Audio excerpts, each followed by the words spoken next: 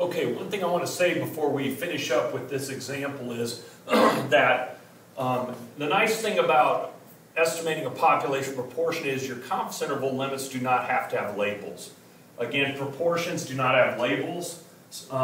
Percentages do, but these are not percentages, these are proportions. So again, you don't have to label your upper and lower confidence limit. So if we take a look now at part D, it says interpret the interval, and this goes just like it did when we estimated population means.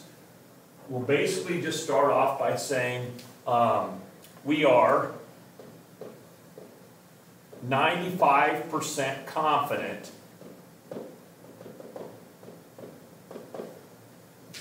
that the interval from, and then you list your two limits, your lower and upper limit, and you always put the smaller one first. 0.828 to 0.872 contains the true population proportion.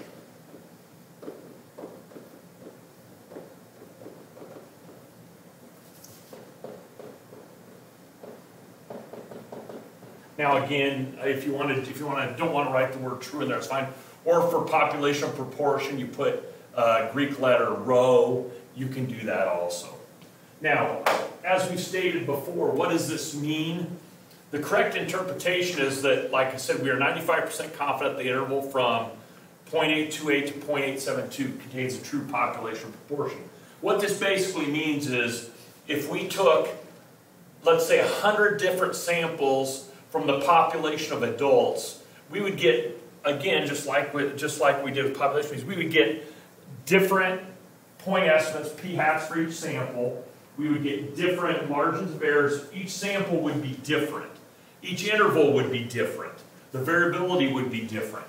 But we estimate that approximately 95 out of those 100 intervals would contain the true population proportion rho.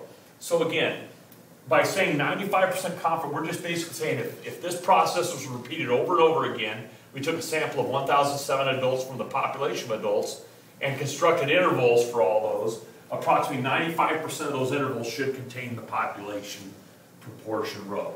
It's incorrect to say there's a 95% chance the true value of rho falls between 0.828 and 0.872. And the reason why that's wrong is because there's not 95. Either it does or it doesn't.